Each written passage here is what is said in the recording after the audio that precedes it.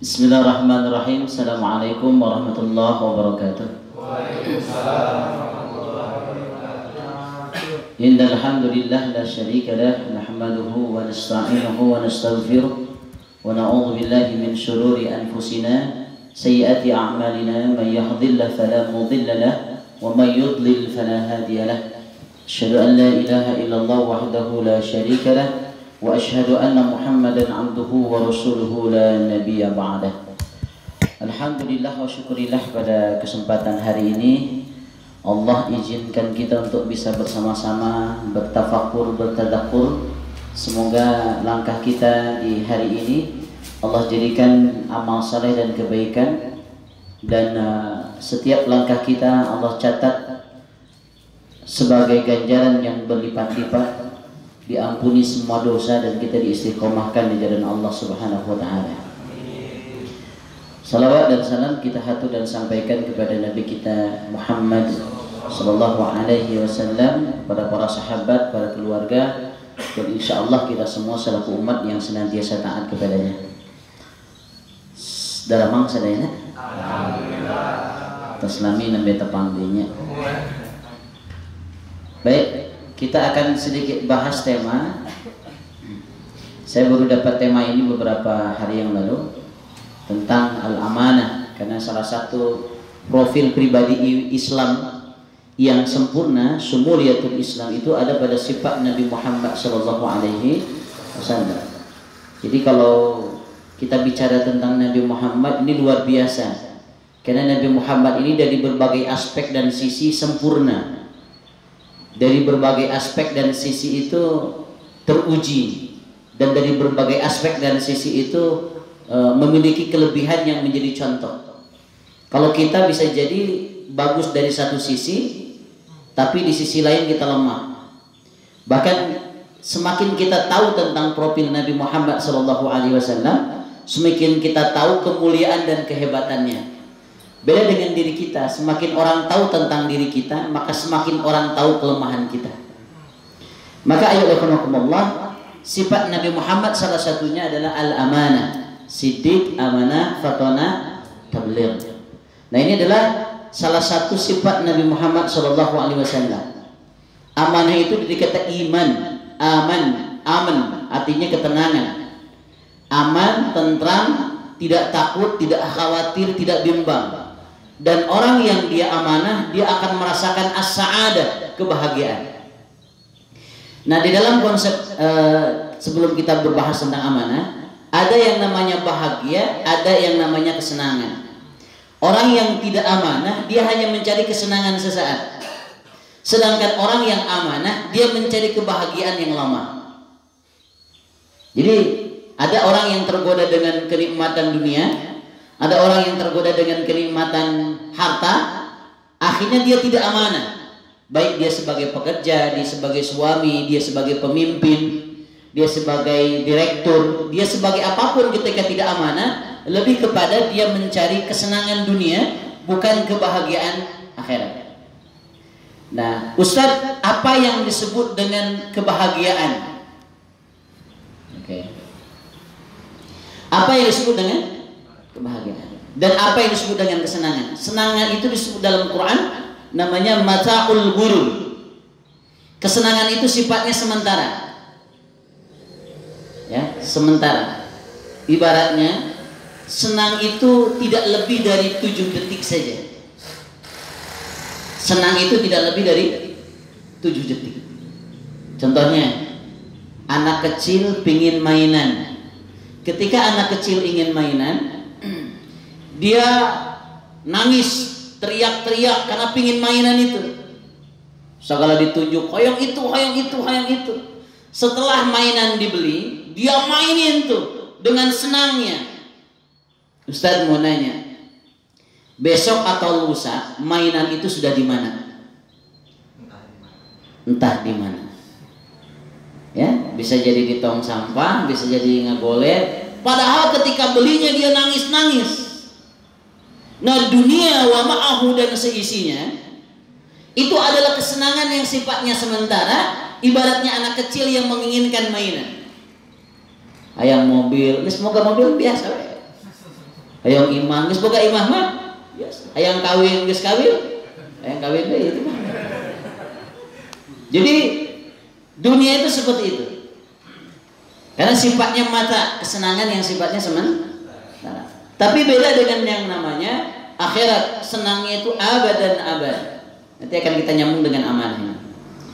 Nah, kebanyakan orang tidak amanah karena dia mengejar yang pertama harta, yang kedua tahta, yang ketiga popularitas, sehingga dia mengalalkan segala salah. Ustaz, betul nggak yang namanya kaya itu bisa membuat orang bahagia? Ada di Jerman orang terkaya di dunia, namanya Adolf McLean. Adolf McLean ini adalah orang terkaya di Jerman. Antum tahu? Beliau ini bunuh diri, menabrakkan tubuhnya di rel kereta api.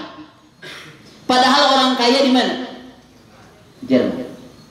Kalau betul yang namanya kekayaan itu bisa membuat orang bahagia, tidak mungkin Adolf McLean dia bunuh diri. Lalu ada, oh kalau kita punya kekuasaan pasti bahagia. Bijiannya bingahnya jadi pejabat. Jadi wali kota, jadi bupati, jadi gubernur, jadi presiden. Nah, padahal yang namanya pejabat itu selalu kalah dengan yang di atasnya.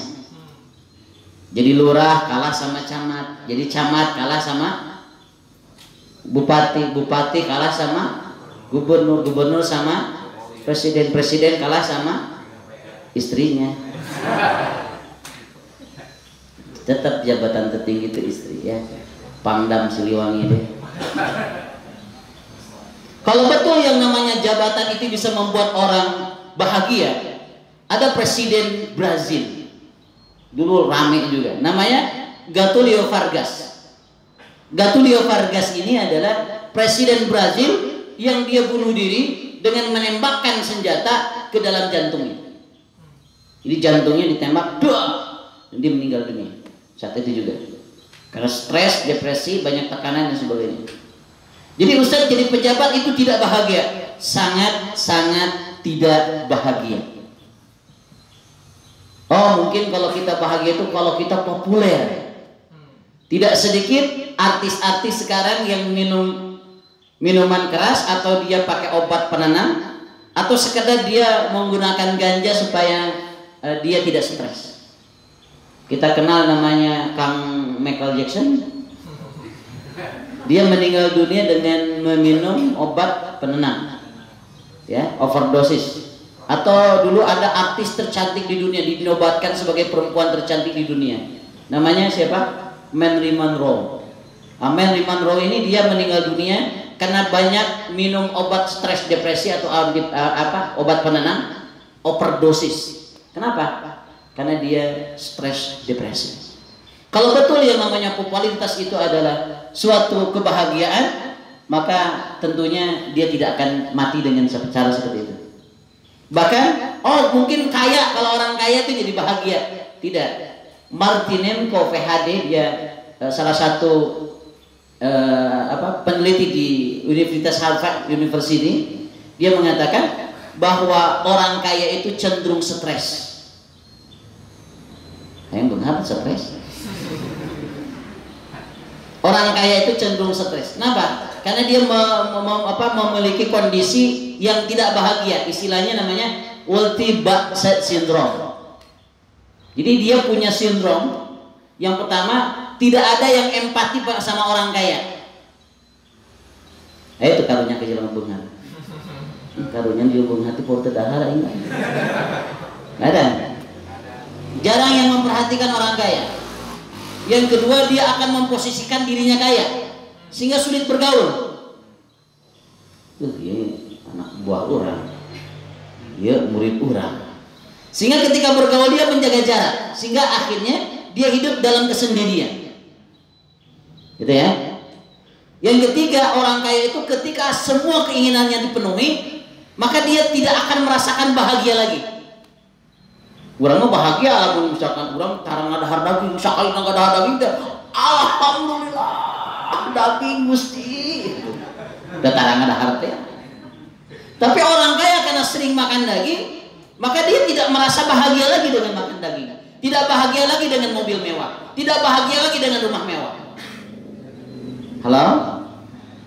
Halo? Oke, saya ingin bahas dulu penyebab orang tidak amanah dulu.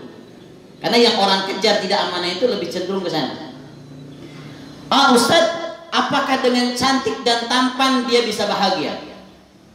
Ya, ada Christine, dia tertarik mempelajari penelitian di psikologi sosial Harvard University juga sama, menyoroti hubungan seseorang yang berwajah cantik atau wajahnya tampan.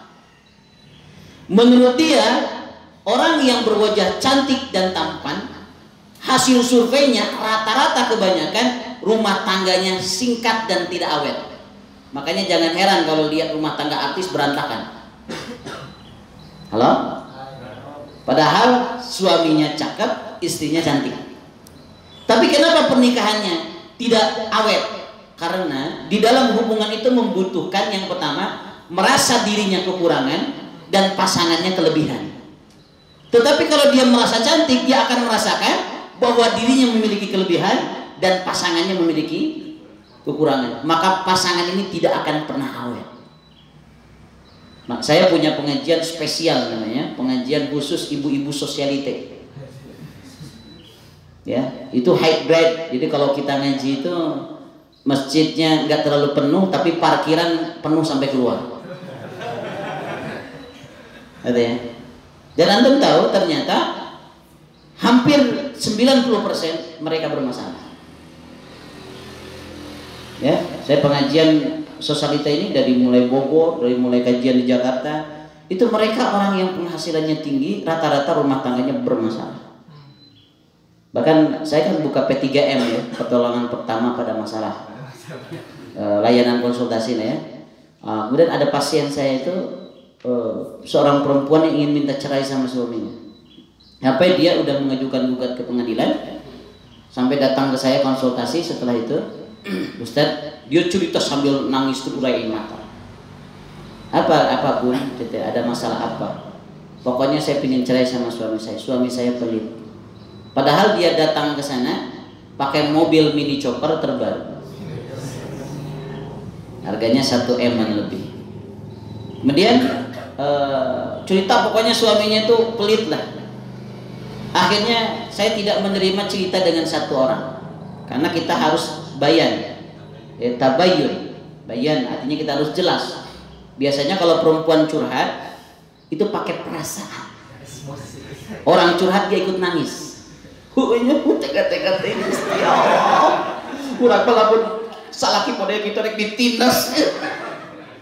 Akhirnya yang terjadi bukan solusi, tapi tambah emosi. Betul nggak, Bun? Makanya jangan curhat sama cewek. Salah itu. Karena yang dipakai bukan logika, yang dipakai perasaan. Saya tidak merasa iba dengan cerita ibu ini. Walaupun dia terurai mata, nangis sebagainya, enggak. Karena dia hanya dari satu sisi. Akhirnya saya panggil suaminya. Suaminya dia seorang direktur bank. Belum lama ini lah, mungkin sebulan yang lalu. Dia yang punya bank banyak di mana-mana. Akhirnya saya panggil suaminya, datang ke rumah saya. Kemudian, Bapak betul begini.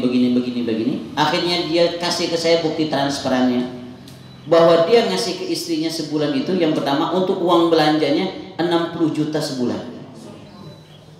Uang belanja sebulan 60 juta. Bayar dia mobil cicilan mini choppernya 32 juta sebulan. Berarti 92 lah. Dengan yang lain-lain saya transfer ke istri saya setiap bulan 100 juta. Itu di luar pembantu tanggung jawab saya, di luar anak sekolah tanggung jawab saya. Dan istrinya masih mengatakan suaminya pelit. Ini nggak gedeg ya. Saya aja ngasih istri saya 3M biasa-biasa aja. 5.550 3M. Jadi ayo Allah, cantik, tampan itu tidak menjadi simbol bahwa orang itu bahagia. Bahwa orang yang biasa-biasa saja justru cenderung bahagia. Bahwa orang yang amanah itu cenderung hidupnya bahagia. Bahwa orang yang dia hidup pada rel jalur Al-Quran dan Sunnah itu cenderung bahagia. Karena bahagia bukan pada orang kaya dan orang miskin. Paham? Bahagia itu bukan pada orang kaya dan orang miskin. Bahagia itu sederhana sekali. Saya punya baby, bayi ya, dikasih kaos kaki ibunya botarasi. Saya gulung-gulung itu kaos kaki, lalu saya mainin sama anak saya, ketawa tuh. Nah, padahal itu kaos kaki bau, karena bagi bayi itu sesuatu mainan yang bahagia. Coba itu kaos kaki kak inung gitu-gitu. Untung ngajarit ngadat bener.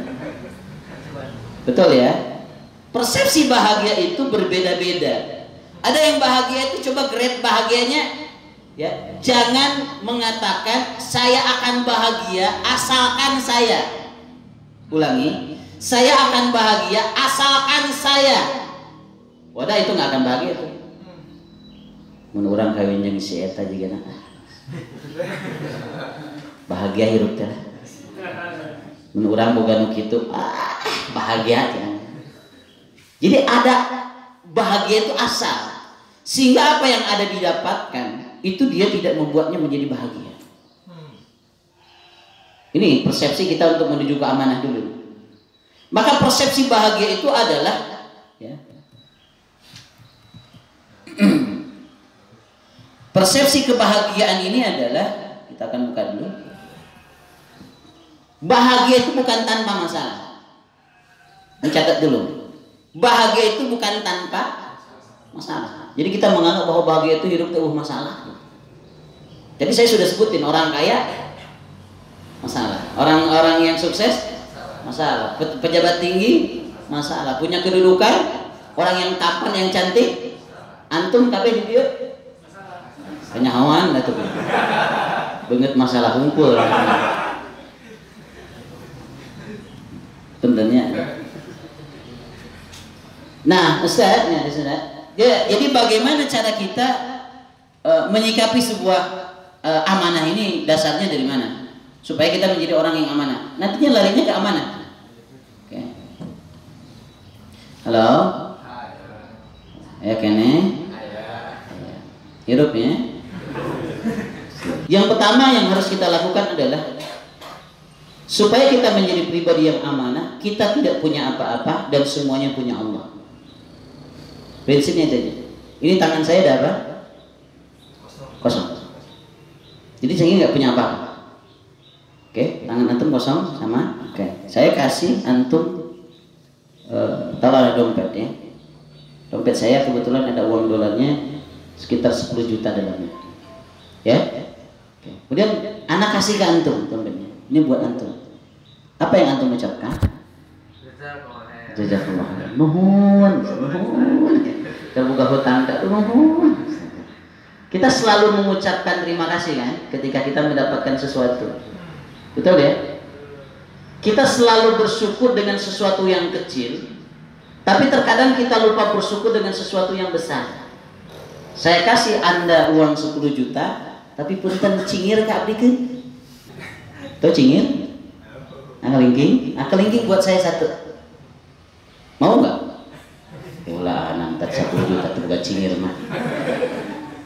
Saya kasih antum 1 M, 1 miliar bunga. Irung hiji coklokeun. Hiji-hiji nate Gusti. Manya ayo geru atusan miliar teh geru irung.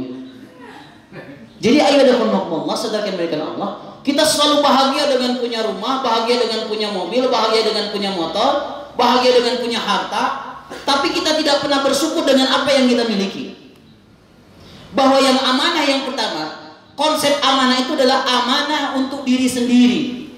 Bahwa inna sam'a wal basar wal fu'ad kullu ulaika kana anhu mas'ula. Sesungguhnya pendengaran, mata dan hati, tangan, tubuh semua yang kita miliki akan diminta pertanggungjawaban di hadapan Allah Subhanahu wa taala. Dan itu adalah amanah. Maka konsep amanah yang pertama adalah bahwa diri kita ini adalah titipan dari Allah. Kita nggak punya apa-apa, jangan merasa punya apa-apa. Kita kan berminu abdi.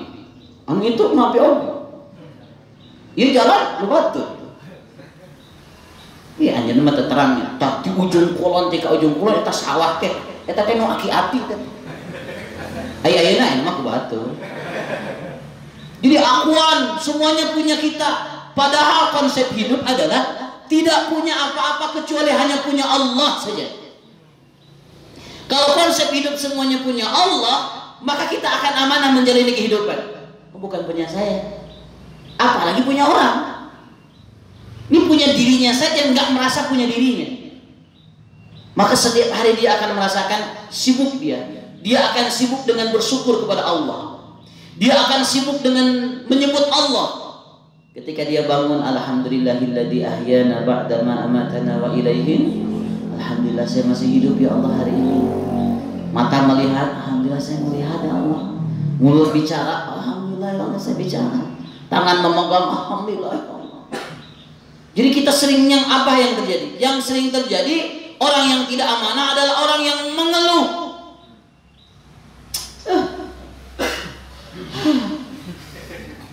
Itu nggak akan bahagia. Kalau Anda sedang mengeluh dengan apa yang didapatkan, punya istri mengeluh. Kita lihat, istri titipan Allah, anak titipan Allah, pekerjaan titipan Allah. Semua pekerjaan Allah. Coba bayangkan kalau mereka tidak ada. Alhamdulillah saya punya anak ya Allah. Coba kalau dia tidak ada ya Allah. Punya istri, alhamdulillah ya Allah. Kenapa Anda merasa tidak bersyukur ketika punya istri? Awal-awal nikah coba. Awalnya tidak punya, tidak merasa memiliki. Betul? Kemudian Anda baru memiliki, sehingga Anda merasa bersyukur punya istri. Setelah lama Anda merasa memiliki istri Anda, akhirnya biasa weh. Jadi hidup itu adalah ketika antum merasa memiliki, maka antum akan menganggap sesuatu itu biasa. Antum tidak akan menjadi amanah. Katakan bahwa isi antum punya Allah, anak antum punya Allah, rezeki antum punya Allah, pekerjaan punya Allah, kekayaan punya Allah, semua yang antum miliki punya Allah. Hidupnya ibaratnya tukang parkir. Tukang parkir walaupun banyak mobilnya tidak pernah sombong. Ayo tukang parkir sombong. Mobil orang loba ya. Tukang parkir diambil mobilnya satu-satu tidak pernah marah. Ayo ngambek tukang parkir copot motor. Tidak. Dia hanya mendapatkan upah dari menjaga mobil-mobil itu. Sama halnya kita ini tukang parkir di dunia ini. Semua punya Allah. Kita harus menjaga semua titipan dari Allah. Ketika kita amanah menjaga titipan Allah, maka Allah akan berikan kita pahala. Allah berikan kita surga. Allah berikan kita ganjaran. Dari kita menjadi orang yang amanah. Halo, paham sampai di sini? Halo, paham sampai di sini ya? Jadi Ustaz, supaya kita menjadi amanah, yang pertama apa? Konsepnya sederhana, selalu bersyukur dan merasa bahwa kita ini tidak punya apa-apa. Jangan membandingkan. Ya. Oke, yang kedua, Allah, saudara yang dimuliakan Allah Subhanahu wa taala. Bagaimana konsep amanah ini? Bahwa amanah ini dibagi tiga. Ada amanah terhadap Allah. Yang dua adalah amanah kepada orang lain, yang disebut dengan profesional dan tanggung jawab. Dan ada amanah terhadap diri sendiri, memfungsikan seluruh anggota tubuh kita untuk mencapai ridha Allah Subhanahu. Ulangi, amanah dibagi berapa? Yang pertama amanah kita kepada Allah, yang kedua orang lain, yang ketiganya adalah diri sendiri. Karena Islam ini mengatur hubungan dengan Allah dan mengatur hubungan dengan sesama. Amanah itu adalah taklif. Taklif itu artinya beban. Bukan tasyrif. Tasyrif itu kehormatan. Alhamdulillah, syukuran jadi anggota dewan. Seolah-olah bahwa jadi anggota dewan itu adalah kehormatan. Makanya dipanggilnya anggota dewan yang terhormat. Guru nama kieu dipilih jadi anggota dewan tahlilan. Tahlilan itu innalillahi itu jadi pejabat gitu. Bagaimana ketika Umar bin Khattab, ketika beliau dipilih menjadi seorang khalifah, maka yang beliau katakan adalah innalillahi wa inna ilaihi raji'un. Kenapa? Karena amanah itu adalah taklif, dia beban, bukan tasyrif, bukan kehormatan. Jadi tidak ada yang namanya bangga, tidak ada yang namanya serakah. Ya, jadi pejabat penugas sepeda. Maka ini yang terjadi kepada namanya Sa'labah. Ini Sa'labah ini orang yang sangat miskin. Kemudian dia bertemu dengan Rasulullah SAW. Ya Rasul, aku ingin jadi orang kaya. Ini kaya itu aman, kan? Maka Rasulullah mengatakan, sedikit engkau syukuri lebih baik daripada kau banyak, tapi kau tak mampu mensyukurinya. Maka beliau datang lagi sama Rasulullah. Ya Rasulullah, saya ingin jadi orang kaya. Pokoknya kalau Abu Bonghar rajin sedekah, rajin sholat, rajin ibadah. Gitu ya. Juga gitu ya anggota dewan. Kau nanti lamun Abu jadi rekyu. Guys jadi mapoho. Nah, ayat ikhwanullah, saudara dengan Allah. Setelah itu maka yang terjadi adalah dia datang lagi kepada Nabi dan akhirnya dia mengatakan, ya Rasulullah, saya ingin jadi orang kaya. Rasulullah tahu kalau Sa'labah ini kaya, dia tidak akan menjadi orang yang bersyukur. Dia akan lupa, dia tidak akan amanah. Maka akhirnya Rasulullah SAW mengatakan, kalau kau mau, aku akan alirkan dari gunung Uhud itu emas dan perak. Kalau kau mau, tapi sedikit engkau syukuri, itu lebih baik daripada banyak tapi kau tak mampu mensyukuri. Tapi Sa'labah kekeh dia ingin jadi orang kaya. Akhirnya Rasulullah mendoakannya, doa Nabi diijabah. Dia punya kambing satu pasang, ya. Kambingnya beranak tambah banyak. Semakin banyak ternyata betul. Dia menjadi hubud dunia wa tasyagulu biha, menjadi cinta dunia dan terlalu sibuk dengan dunia. Yang awalnya sering ke masjid jadi jarang. Yang awalnya kalau di masjid wirid, ayo mah likum leos. Gitu ya. Yang awalnya suka dekat dengan Allah sekarang mulai lupa. Karena sibuk ngurusin kambing-kambing. Kambing Sa'labah ini akhirnya di Madinah terlalu banyak. Akhirnya dia diam di sebuah lembah di luar Madinah, tapi masih di Madinah. Di luar Madinah ada sebuah lembah, dia diam di sana dengan kambing-kambingnya. Akhirnya dia tidak bertemu lagi dengan Rasulullah, tidak ikut ngaji lagi, tidak di masjid lagi, tidak berkumpul lagi dengan orang-orang saleh. Dia sibuk dengan dunia dan hartanya. Maka Nabi menyuruh seorang sahabat untuk menagih zakat, kan? Maka Sa'labah mengatakan, untuk apa zakat? Ini adalah hasil kerja keras saya. Sampai akhirnya Rasulullah tidak mau memandang Sa'labah seumur hidup Rasulullah SAW, karena beliau menjadi orang yang sombong ketika dia tidak amanah, ketika diberikan kekayaan oleh Allah tidak sesuai dengan janjinya. Maka ayo rahmatullah, ini yang disebut dengan amanah. Halo? Nah, semakin tinggi iman seseorang, maka dia semakin amanah. Karena iman itu merasakan pengawasan Allah. Ma yalfidu min qawlin illa ladayhi raqibun atid. Tidaklah apa yang kita ucapkan, katakan, semuanya dicatat oleh malaikat raqib dan atid. Wa nahnu aqrabu ilaihi min hablil warid. Allah lebih dekat daripada ulat leher kita. Iman kuat nih, merasa semuanya diawasi oleh Allah, dia akan amanah. Dan orang yang imannya jauh, dia merasa diawasi oleh CCTV. CCTV payahannya. Sehingga amal-amalnya itu dikatakan dalam Al-Quran, wa idza qamu ila sholati qamu kusala.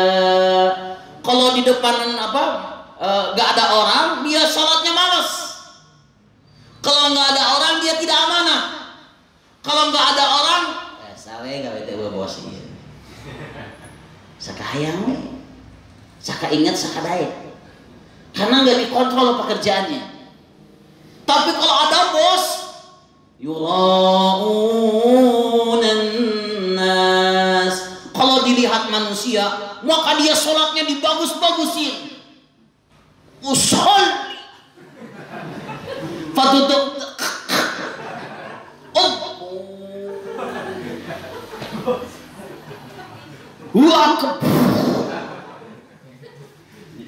karena ada depan orang jadi sholatnya dibagus-bagusin gitu. Tapi kalau nggak ada orang, Gusti kita sholat jika pematok hayang. Allah sholat breakdance gitu ya. Allah karim. Jadi orang amanah itu nggak perlu dikontrol, karena dia punya tanggung jawab sendiri bahwa ini adalah amanah di hadapan Allah. Allah melihat pekerjaan saya, Allah melihat apa yang saya lakukan. Sehingga Al-Quran menyebutkan, Alladzi khalaqal mauta wal hayata liyabluwakum ayyukum ahsanu amal. Itu disebut dengan ihsanul amal. Amal yang dia lakukan, amal yang the best of the best. Gak perlu dikontrol, gak perlu menjilat, gak perlu cari pujian orang. Gak penting buat dia, karena ini amanah yang Allah berikan. sehingga dia berikan yang terbaik. Peduli dipuji, kagak dipuji, mau dapat THR, mau kagak, bodoh. Yang penting ini amanah. Nah, capek gawe-gawe ini mah dihargaan deh. Orang tuh kurang kumaha gawe di dia tuh orang tua. Mun eueuh urang coba ieu bangkrut usaha. Untungnya ya orang kene. Ketika amal itu sering dibicarakan, merasa paling berjasa, merasa paling hebat, itu ciri-ciri tidak amanah itu. Karena orang yang amanah itu tidak peduli dengan pujian orang. Ya kalau dipuji dia mengucapkan alhamdulillah, pujian itu punya Allah bukan punya saya. Dia yang penting bekerja yang terbaik aja. Nah ciri orang yang ihsan itu yang pertama itqanul amal. Amalnya itu rapih, terencana, tersusun, terukur. Bukan omdok, nato, no action to only. Ngomong nama masalahnya. Gampil, ya orderan dia mah gampang. Beres. Kenyataan mah no. Dia buktikan dengan amal, bukan dengan omongan. Jaudatul ada, semua pekerjaannya tuntas beres. Itu amanah tuh. Kemana kamar itu siapa? Beres. Kantun di damelan. Itu acan beres ya. Kunggus beres tapi kantun di damelan. Yang ketiga ikhlasun niyyah. Orang yang amanah itu niatnya ikhlas karena Allah, bukan karena ingin dipuji. Karena ikhlas dari kata khalasa, artinya bersih, murni, jernih, seperti air susu yang tidak dicampur dengan kotoran, walaupun sama-sama di dalam tubuh, ya, sama-sama di dalam lubang yang sama, tapi tidak keluar kotoran. Nah itu disebut dengan yang namanya ikhlas, karena ikhlas itu tidak bercampur dengan kotoran. Maka iya walaupun orang yang ikhlas itu, orang yang amanah itu adalah orang yang dia murni segala sesuatunya karena Allah Subhanahu wa ta'ala. Maka dalam hadis Nabi Muhammad di ayat Ahmad dikatakan la imana liman la amanata lahu wa la dina liman la ahda lahu. Tidak sempurna iman seseorang yang tidak amanah dan tidak sempurna agama seseorang yang tidak menunaikan janji. Makanya orang yang tidak amanah itu cirinya ayatul munafiki salasun. Orang yang munafik itu cirinya ada 3. Yang pertama, kalau berkata dia berdusta, kalau berjanji dia kalau diberikan amanah dia. Dan orang yang tidak amanah itu pertama jadi ladang musuh dengan siapapun. Jadi dengan siapapun jadi musuh, dengan siapapun dikucilkan, tidak bisa dipercaya oleh orang, bisnisnya tidak akan lancar. Tapi kalau orang amanah ya, subhanallah, dia tambah berkah hidupnya. Kemanapun dia dicintai, kerja dengan siapapun dia dihargai, dengan siapapun dia dihormati, karena dia amanah. Makanya hati-hati dengan amanah ini. Antum harus bekerja. Salah satu konsep amanah adalah profesionalisme. Nanti ada konsep profesional. Ya, jadi pekerjaan itu antum jangan dengan kata-kata, tapi antum sudah ukur kemampuan antum sampai di mana.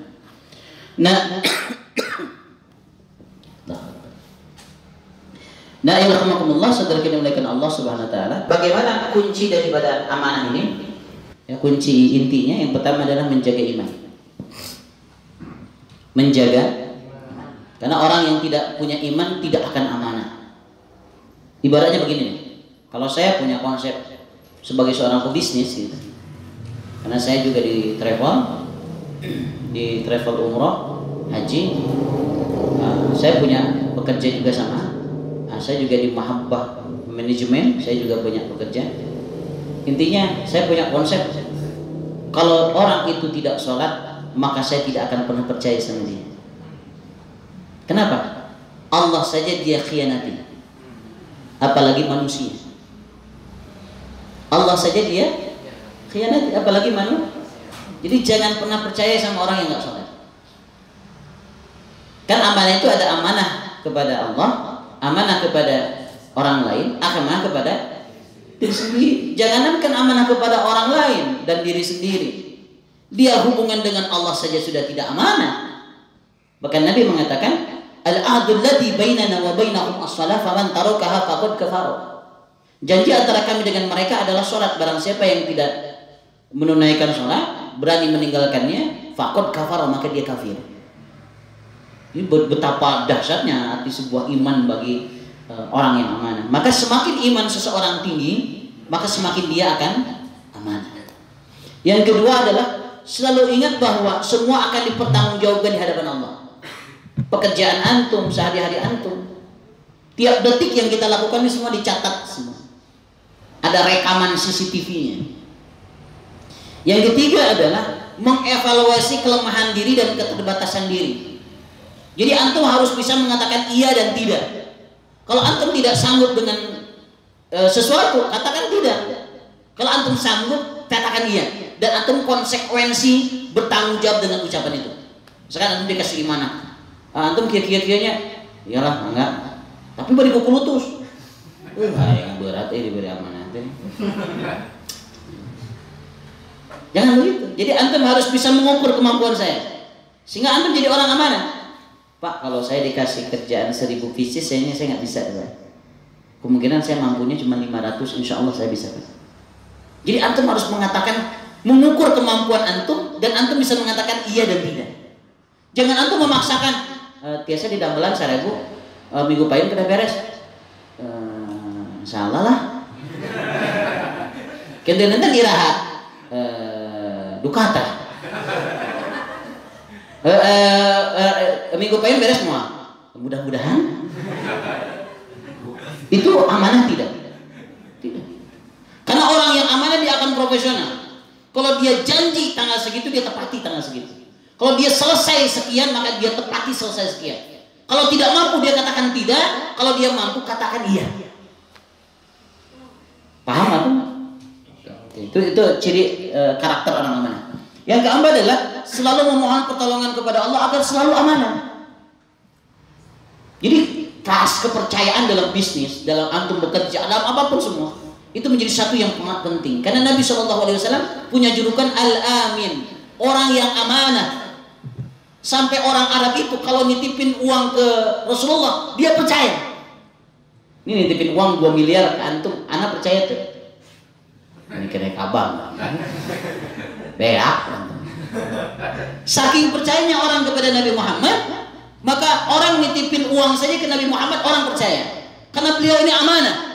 Bahkan ketika Nabi sebelum menjadi Rasul nih, dia pernah janji dengan seseorang di sebuah pasar. Dan orang yang janjinya lupa, baca ayat HP atau hari tadi, dan ayat telepon. Maka Nabi menunggu di pasar. Sampai larut sorenya, orang itu belum datang juga. Sampai besoknya baru ketemu di pasar dengan tidak sengaja. Maka dia mengatakan kepada Muhammad, wahai Ahmad, sedang apa kau di sini? Aku menunggu kamu, kan kita janji kemarin. Subhanallah. Jadi Rasulullah itu adalah orang yang amanah, sehingga Rasulullah dijuluki dengan julukan Al-Amin. Dan orang yang Al-Amin akan diberikan tanggung jawab yang lebih besar, bukan oleh manusia, oleh Allah pun sama. Antum amanah, rizki antum tambah besar. Antum amanah, antum akan sukses. Antum amanah, orang akan percaya sama antum. Bayangin ketika orang-orang kafilah ini, orang-orang Arab ini, suku-suku kabilah ini berantem. Karena ketika Hajar Aswad itu copot, mereka berebut untuk memasangkannya. Betul ya? Maka dia mengatakan siapa yang keluar dari pintu Babu Salam, dan mereka tahu yang keluar dari pintu Babu Salam itu pasti Nabi Muhammad. Karena Nabi Muhammad itu keluar dari pintu Babu Salam, belakang Babu Salam itu adalah rumah Nabi Muhammad SAW. Yang sekarang Maulid Nabi, itu disebut dengan Babu Salam. Maka ayolah Allah saudara dengan Allah. Maka setelah itu keluarlah Nabi Muhammad SAW, masih muda, belum jadi Rasul, orang paling muda. Maka semua kabilah-kabilah mengatakan kalau Muhammad yang menempelkan Hajar Aswad ini, maka saya ridho dan ikhlas. Tapi lamun giliran, tapi pasti apa? Saking orang yang amanah itu, dia dihormati. Subhanallah. Jadi tadi yang keempat adalah selalu memohon kepada Allah agar diberikan amanah. Yang kelima, ujian dengan kesenangan, ujian dengan masalah. Ini bisa menggoyahkan amanah. Jadi jangan campur adukan urusan pribadi ke dalam pekerjaan itu. Yang gak betul ini sih. Kunana ya, kata hati ada. bisa jadi antum udah ngerasa sukses, akhirnya antum justru jadi nggak amanah. Dulu waktu antum belum maju, itu mau dianterin rapi, packing, udah sukses, udah banyak yang order. Pas datang order, emang ordernya cuma 10 peces, nggak nerima ya. Sekarang ordernya harus 1000 peces ke atas. Sehingga kita menganggap enteng yang kecil-kecil tuh, nggak diperhatikan yang biasa-biasa, yang pedagang eceran. Kalau mau ordernya udah tangkian ya. Jadi ayo warahmatullah, ini orang yang amanah ini tidak lalai ketika diberikan kekayaan, kesuksesan, dan tidak lalai ketika diberikan ujian. Ya, dia fokus dengan apa yang dia lakukan. Makanya ada yang mengatakan lebih baik diuji dengan kesusahan daripada diuji dengan kesenangan. Kenapa? Orang error, dibere nikmat, tambah naon? Tambah error. Orang lagi lupa sama Allah, dikasih duit banyak, tambah lupa dia.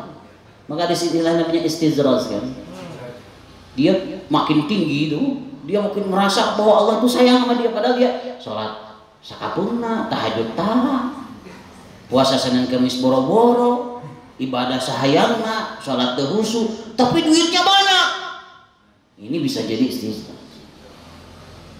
Tapi orang yang dikasih masalah, ujian, cobaan, bisa jadi itu bentuk kasih sayang Allah. Kan orang mah kadang-kadang ngomong geus boga masalah teh jadi tahajud, Pak. Jadi rajin ke masjid. Geloba duit mah atuh kamol. Subhanallah ya. Jadi ujian dan kesenangan tidak boleh melalaikan. Kemudian apa lagi Ustaz supaya kita amanah? Melatih diri untuk bisa amanah dari hal yang terkecil. Jadi antum punya amanah sebagai seorang ayah, antum amanah. Antum sebagai seorang suami, antum berusaha amanah. Walaupun isi antum kerja misalkan ya, punya penghasilan, jadi antum udah ngerasa waduh tenang ya, duit bisa ayah ya. Antum tidak berpikir bahwa itu uang yang untuk sama-sama. Antum berpikir bahwa ini amanah saya sebagai suami yang memberikan nafkah, bukan kewajiban istri saya. Bisa jadi isi antum lebih besar penghasilannya 30 juta. Antum kan 1 juta. Antum hanya misalnya nih nafkah dari suami, maka istri akan lebih menghargai nafkah itu daripada penghasilannya yang 30 juta itu. Jadi antum amanah sebagai suami, amanah sebagai yang kecil-kecil antum amanah. Ada orang janji, antum amanah. Ya. Antum misalkan punya hutang janji, amanah. Pokoknya semua hal yang diamanahi antum berusaha untuk amanah. Dari hal yang terkecil, maka antum akan amanah dari hal yang sangat besar. Kemudian menjaga komitmen, jangan PHP. Ya, kalau antum mau berjanji komitmen, selesaikan itu. Antum bikin target misalkan janji, ginten-ginten rengsena iraha minggu payun. Dinten naon tah? Maksimalkan, enggak apa-apa. Supaya antum khawatir ada halangan untuk apa misalkan minggu payun teh kaping 11 Pak insyaallah. Sebelum jam tanggal 11 antum sudah selesai. Kerunyung teh tanggal 2, tanggal 11. Alhamdulillah tuh saya. Antum akan jadi orang amanah. Sebelum deadline antum udah beres. Jadi jangan antum memberikan PHP, pemberi harapan, harus balik di kerunyung terus beres ke acan. Insya Allah enjing. Ini kalinya kantong di kancingan. Katanya kali tacan di bungkusan. Datang kali oh mananya? Pura-pura lupa tadi insomnia. Amnesia insomnia. Nggak tarik salah deh.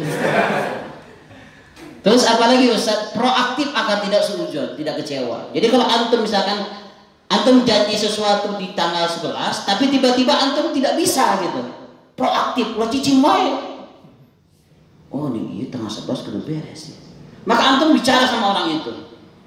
Kendalanya apa? Masalah problemnya apa? Kayak kemarin kasus-kasus corona mungkin ada hal-hal yang antum sehingga antum tidak bisa amanah gitu. Antum komunikasikan dengan orang itu secara proaktif. Tidak boleh orang itu jadi kecewa. Ini kisah dokter ya. Dokter satu dokter amanah karena punya iman sama Allah. Wah, yang satu dokter yang tidak amanah karena orientasinya dunia. Maka ada seorang ibu yang sakit, nenek-nenek. Wah, penyakitnya komplikasi. Gus tarik salah dia. penyakitnya komplikasi banyak. Dia datang tuh ke dokter yang tidak amanah. Pas datang ke dokter itu ternyata di depannya ada anjing. Kok bengek keluar. Pas buka pantau Pak, keleket. Perawatnya judes. Mau apa Bu? Mau berobat. Oh iya tunggu sebentar ya. Ini ngambil nomornya sana Bu. Judes. Akhirnya ibunya keluar tak penyakit riut. Jadi bengek riut keluar. Pas ngambil nomor ternyata nomor 28. Ibu nomor 28. Iya ibu tunggu aja ya. Duduk ibu di mana? Ya di mana we? Bukan mah nyeprak we. Jadi dikasih tempat duduk, tidak dilayani, ya orangnya judas, ya sok sibuk, sok banyak pasien. Oh begitulah. Dipanggil nomor 28, ibu sini. Ya, ini cangkeng punya. Atau diberi kursi itu Pak. Bengek, riut, cangkeng keluar. Pas ke dokter langsung masuk ke ruangan dokter, langsung disuntik ke dokter. Jos. Kenapa ibu suntik? Ayah saya obatnya. Lalu dicerita sama dokter teh. Dokter, saya teh penyakit ieu, kalau siang malam teh begini, punya bengek juga, kadang juga mah, kadang juga sakit pinggang begini. Ibu mah percuma berobat juga dah tua begini mah wajar Bu. Ada orang mau dekat mati memang begitu Bu. Ya. Pokoknya dia sakit hati tuh nambah penyakitnya. Tambah bengek, tambah riut, jadi flu, ya segala rupa we. Pas dia bayarnya berapa? 300.000. Pingsan. Nyatu sopan, nyatu tidak mahal deh Pak. Akhirnya dia bilang sama orang-orang, hei jangan datang ke dokter itu. Dokter itu mah judes, pelayanannya tidak bagus. Saya mah kecewa sama dia. Jadi nyebar tuh iklan tuh. Akhirnya dia pindah ke dokter yang baru. Pas dia ke dokter itu, pintunya langsung otomatis buka. Ciut, dibukain sama suster. Otomatis. Langsung saya lega katanya. Pas datang, selamat datang Ibu di klinik kami. Silakan Ibu masuk ke dalam. Kayak pramugari, ramah-ramah. Ya, disuruh duduk. Ibu duduknya di sini.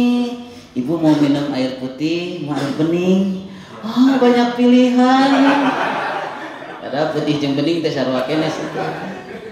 Air putih, air bening. Wah, subhanallah, dilayani itu duduk. Coba pun cuman air putih. Aqua pakai eta teh, colokin. Silakan Ibu minum. Ibu di sini nyaman, belum apa-apa, Ibu mah sudah ngerasa sejuk. Udah sehat ini mah. Ini Ibu nomornya, Ibu nomor 1Z. Ibu baru datang udah nomor 1. Iya 1Z. Ayo 1A, 1B, 1C gitu Pak. Ya. Pas dipanggil Ibu 1Z silakan masuk. Kok Ibu nomor 1 kok lama? Ibu kan 1Z. Oh iya ya. Dia masuk dipanggil sama dokter. Subhanallah Ibu gimana kok Ibu kelihatan sudah sehat ya? Alhamdulillah dokter. Itu baru masuk pintu aja Ibu sudah sadar banget ini teh. Yang menyembuhin mah Allah Bu. Ibu cuma ikhtiar. Kalau Allah besok katakan Ibu sembuh, semua penyakit Ibu hilang. Iya dok. Sekarang juga kodok sudah hilang penyakit saya. Akhirnya dia mau bayar. Gimana? 300.000 cukup? Itu ditantang teman. Dia bilang ke orang-orang, kalau mau berobat datang ke dokter itu. Kalau mau apa-apa datang ke dokter. Orangnya ramah, orangnya baik, orangnya sopan. Pokoknya mah ajib dah. Halo? Karena dia amanah. Jadi efek amanah dan tidak amanah itu besar dalam hidup kita. Jangan menyepelekan. Ya. Jadi gak waktu ya. Silakan ada tanya jawab fatal musyawarah.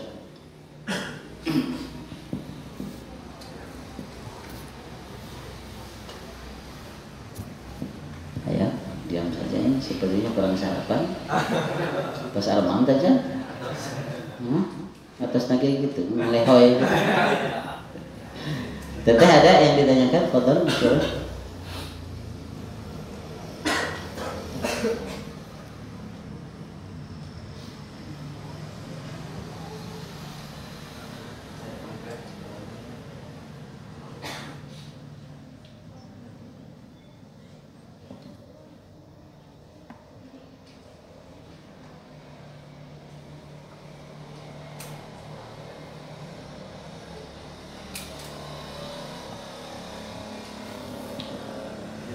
skip ini benar?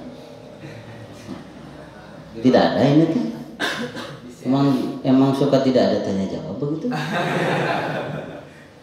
Sudah ya, cukup ya. Alhamdulillah kalau sudah cukup, syukur ya. Ya mudah-mudahan nanti waktu kita bertemu lagi ya. Ada konsep nanti, ada konsep mencari kebahagiaan. Jadi bagaimana kita mencari bahagia yang sebenar-benarnya bahagia.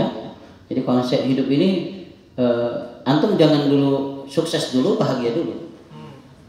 Sukses dulu bahagia dulu. Bahagia dulu baru sukses. Antum tuh kebalikan. Orang mah kudu sukses lah kakak bahagia. Mata tuh bahagia dan sukses. Ya mau apa? Jadi samsara hidupnya ya. Jadi bahagia itu bukan menunggu nanti, bahagia itu menunggu sekarang. Hidup di jalan Allah, tidak neko-neko, syukur dengan apa yang sudah didapatkan, ya selalu bersyukur terus-terusan. Insya Allah nanti bahagia akan datang kepada kita semuanya. Nanti kajiannya mudah-mudahan di lain waktu, atau juga bisa hadir di kajian Majelis Mahabbah ya setiap hari Ahad, hari Minggu, ba'da asar di Masjid Agung. Tapi untuk sementara karena Masjid Agung masih belum dibuka, kita di masjid di Janul Anwar ba'da asar jam 4 setiap hari Ahad. Gratis, ikhwan akhwat, mau keluarga bawa istri bawa anak silakan ke sana ya. Mudah-mudahan diberkahi oleh Allah Subhanahu wa taala. Kita sama-sama berdoa kepada Allah. Ikuti doa kita sama-sama. Bismillahirrahmanirrahim. Allahumma aftah lana hikmataka wanshur alaina rahmataka min khazaini rahmatika ya arhamar rahimin. Baik, tundukkan pandangan kita semuanya. Bayangkan semua nikmat yang Allah berikan kepada kita. Inna sam'a wal basar wal fu'ad, pendengaran, penglihatan, lisan, mulut, tangan kita semua, kaki, tubuh kita semua yang Allah berikan sebagai amanah. Dan beristighfar kepada Allah kalau Allah berikan kepada kita dan kita tidak amanah. Ilahana atuhriku bin nari aini, apa kau akan bakar kedua mata kami ya Allah. Mata kami yang diperlihatkan kepada yang haram, yang kotor, mata kami yang berzina. Sambil beristighfar, astagfirullahaladzim. Atuhriku bin nari lisani, ya Allah, apa kau akan bakar lisan kami dengan api neraka ya Allah. Lisan kami yang ghibah, yang fitnah, yang menjelekkan orang. Terlalu mudah kami berghibah ya Allah. Terlalu mudah kami menjelekkan orang. Bahkan Imam Ghazali mengatakan bahaya ghibah itu 30 kali daripada zina. Astagfirullahaladzim. Atuhriku bin nari sam'i, apa kau akan bakar pendengaran kami dengan api neraka ya Allah. Kami dengar suara azan tapi kami bersantai. Kami dengar ayat Al-Quran tapi hati kami tidak tersentuh. Kami dengar nasihat tapi kami tidak sami'na wa ata'na. Atuhriku bin nari jismi, apa kau akan bakar seluruh tubuh kami dengan api neraka ya Allah. Maafkan kami yang khianat dan tidak amanah ya Allah. Maafkan kalau kami lalai dalam salat, lalai dalam ibadah, jauh denganmu, hubbud dunya wa tasyaghulu biha. Astaghfirullahaladzim, astaghfirullahaladzim. Allahumma salli ala Sayyidina wa Habibina wa Syafi'ina wa Maulana Muhammad. Assalamu radiyallahu tabaraka wa ta'ala an kulli sahabati Rasulillahi ajma'in, amin. Ilahana abduka al-abika raja'a ila babik. Ya Allah, ya Tuhan kami hambamu yang lemah ini kembali mengetuk pintu rahmatmu. Ilahana abduka al-mudhibu ataka bil udhr, hambamu yang berlumuran dengan dosa kembali bersimpuh di hadapanmu. Wa maksiatana kathir, maksiat kami banyak ya Allah. Maksiat mata, maksiat pendengaran, maksiat lisan, maksiat tangan, maksiat kaki, dan semua maksiat yang kami lakukan, baik yang sengaja maupun tidak sengaja ya Allah. Engkau maha tahu ya Allah maksiat yang kami lakukan. Walaupun di depan manusia kami mulia, walaupun di depan manusia kami mulia, sungguh di hadapanmu kami hina ya. Walaupun di depan manusia kami mulia, sungguh di hadapanmu kami hina. Engkau masih menutupi aib-aib kami ya Rabb. Beruntung kami masih ditutupi aib-aib kami oleh-Mu ya Rabb. Padahal Engkau Maha tahu betapa hina diri kami dan betapa banyak maksiat yang kami lakukan. Wa ta'atana qalil, ketaatan kami sedikit. Bahkan ketaatan dan ibadah kami ditambah dengan riya, dengan ujub, dengan sombong, dengan takabur ya Rabb.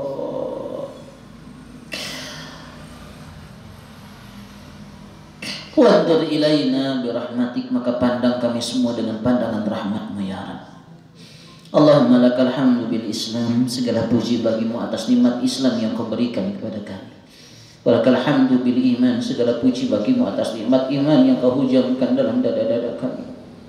Walakal hamdu bil Quran, segala puji bagimu atas nikmat Al-Quran sebagai hudan petunjuk dalam hidup kami. Walaupun kami sering melupakan ayat-ayat-Mu ya Allah. Walakal hamdu bi Rasuli Muhammadin sallallahu alaihi wasallam, segala puji bagimu atas nikmat Nabi kami Muhammad sallallahu alaihi wasallam sebagai Nabi kami, tauladan kami, Rasul kami. Maka berikan syafaat kepada kami ya Allah.